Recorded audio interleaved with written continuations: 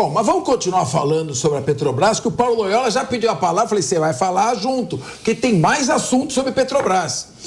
Uma comitiva da estatal fez uma visita à democracia que fica no norte da América do Sul, na Venezuela, nessa última semana, para avaliar possíveis oportunidades de negócio no país de Nicolás Maduro, que se prepara agora, no dia 28 de julho, para se reeleger para mais um mandato, agora que ele inviabilizou toda a oposição. A viagem foi realizada a convite do próprio líder venezuelano. Executivos e técnicos da Petrobras visitaram unidades de produção de óleo e gás e de refino que são operados pela Petróleos de Venezuela, que pertence ao governo local. Meu querido Paulo Loyola, eu não sabia, você trabalhou na Petrobras, eu não sabia disso. Quase 10 anos. Você trabalhou quase... Então, veja bem, a Venezuela tem as maiores reservas de óleo do mundo. Mais que os Estados Unidos, mais que a Arábia Saudita. E, no entanto, é um país que produz menos petróleo, extração e refino do que o Brasil, que tem infinitamente menos reservas do que a Venezuela.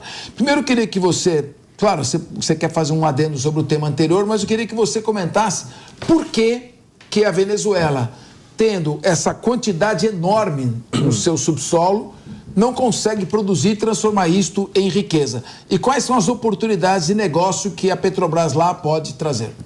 Bem, sobre a questão anterior da Petrobras, a gente falou aqui do ponto de privatização, e aí eu queria trazer um dado, assim, que algumas refinarias foram privatizadas no governo Bolsonaro, e hoje elas vendem a gasolina que você compra aí no posto de gasolina, algo entre 10% e 20% mais caro que as refinarias da Petrobras. Então, tem pontos que a gente precisa olhar sobre esse processo, porque imagina uma gasolina 20% mais cara. Eu acho que ninguém no Brasil quer isso, assim. Acho que a gente tem que olhar para isso.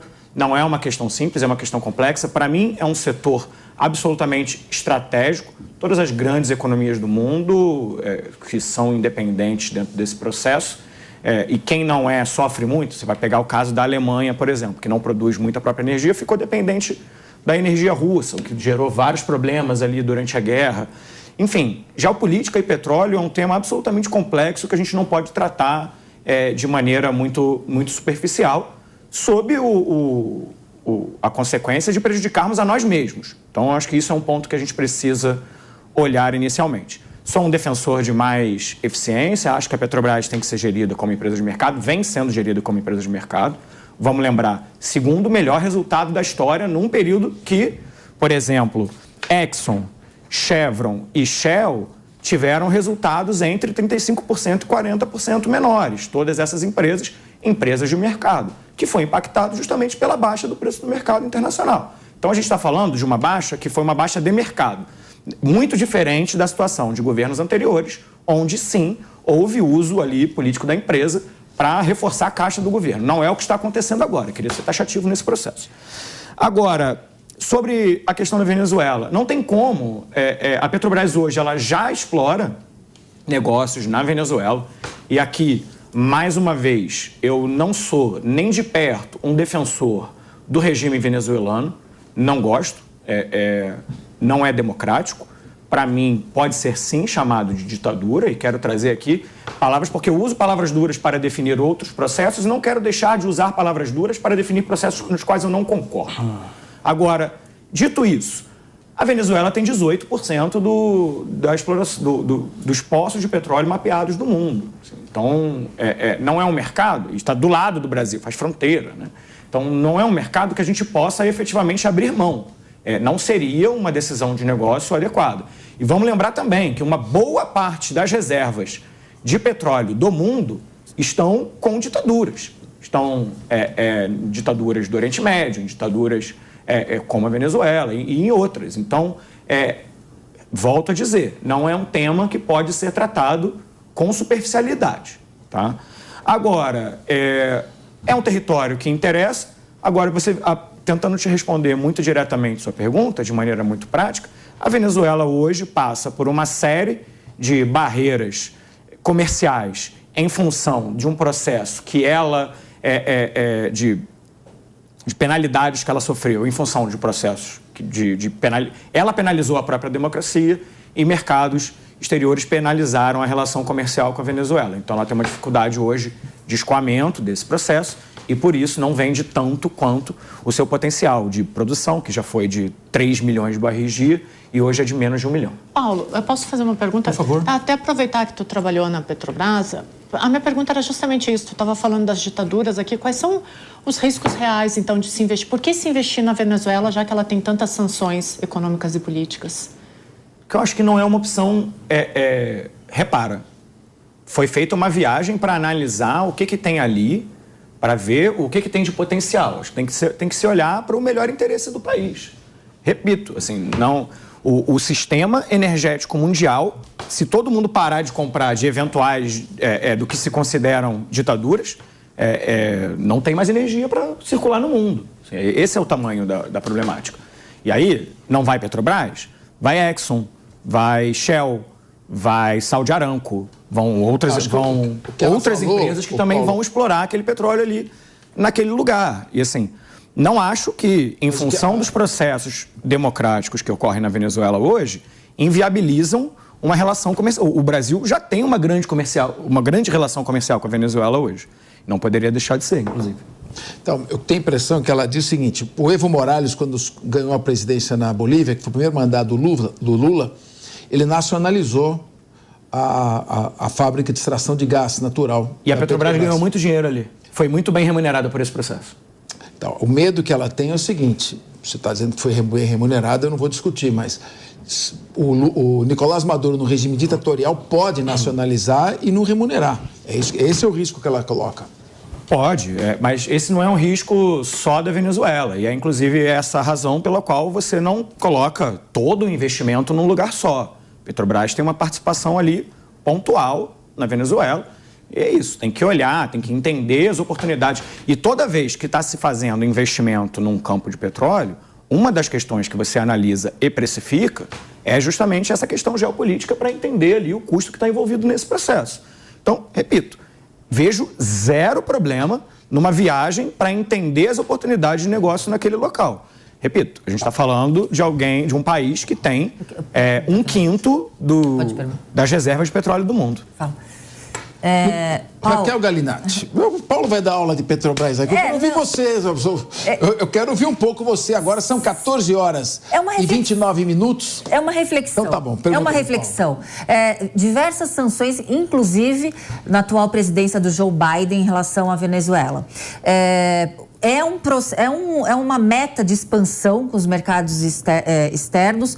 Essa proposta da Petrobras, que já tem feito com o Oriente Médio, com a África, com a China. Agora, não tem nenhum tratado, nenhum acordo, justamente por causa dessa incerteza se as sanções continuarão ou não. Então, eu vejo até com muita cautela a Petrobras não bater o martelo, por mais que tenha muito petróleo a ser explorado ali, pelas incertezas das sanções impostas do mercado externo à Venezuela. Sem dúvida. E eu tenho certeza que isso está sendo quantificado também nessa análise. Eu acredito que isso será o impedimento de dar uma continuidade a um acordo, a uma conversa. Até porque o Brasil pode ter alternância de regimes e um regime que não seja tão simpático como Maduro pode usar isso como uma arma contra esse regime. Então, claro, a Arábia Saudita já tem uma relação com os Estados Unidos há muito tempo, já é previsível. É uma ditadura? É. China, é uma ditadura teocrática? É. Mas há uma previsão em que eles não misturam negócio com isso. Talvez não seja a mesma previsão, mas eu acho que estamos próximos da Venezuela. Poderemos tentar fazer uma parceria de extração daquelas reservas. Mas o Diego Tavares, o nosso querido Paulo Loyola fala da necessidade de, em certos setores estratégicos, você ter para controlar justamente o preço do combustível não subir. Agora, eu lembro quando São Paulo privatizou as estradas, nossas rodovias, o preço dos pedágios subiu. Mas quem paga o pedágio é só quem usa a estrada. Exato. E quando não tem o pedágio, isso é debitado em toda a população por meio de impostos. vamos citar o Milton Friedman, né, da Escola de Chicago, não existe almoço grátis. Então, alguém está pagando essa conta. Hoje. Alguém está pagando essa conta. Claro, sem dúvida. Então, no meu modo de ver, quando você privatiza, mas tira monopólio e cria concorrência, essa é a melhor maneira de você fazer o controle dos preços, e não através de uma intervenção ou de um dirigismo estatal. É claro que a Petrobras vai ter lucro, ela tem monopólio, mas será que ela, no regime privado, ela privatizada, no regime de livre concorrência, com outras exploradoras de petróleo internacionais, ela não conseguiria produzir com mais eficiência, a um preço menor, e atender isso sem que isso acabasse indo para o bolso do contribuinte? Sem dúvida nenhuma, professor. O Paulinho trouxe aqui a regime de comparação, a Exxon e a Chevron. A gente precisa lembrar que essas duas empresas, embora elas tivessem um lucro um pouco menor que o da Petrobras no último exercício, a Exxon segue sendo a maior petroleira do mundo, a Chevron uma terceira. Isso dentro de um país, os Estados Unidos, no qual existem mais de 30 empresas petrolíferas. E a Petrobras, que opera sozinha aqui no Brasil, é a oitava. Então, evidentemente que nós temos no regime de concorrência uma possibilidade muito maior de engrandecimento desse mercado. Isso é praticamente um beabá econômico dentro da escola liberal. E a respeito do investimento, negócios na Venezuela, eu me pergunto se esses especialistas da Petrobras, se os conselheiros, esses diretores que foram até lá, se eles investiriam o patrimônio particular deles em títulos do Tesouro venezuelano. Ao passo que, como foi constatado aqui, a qualquer momento pode o Nicolás Maduro dormir com o traseiro descoberto e acordar pela manhã e incorporar tudo isso ao patrimônio público venezuelano.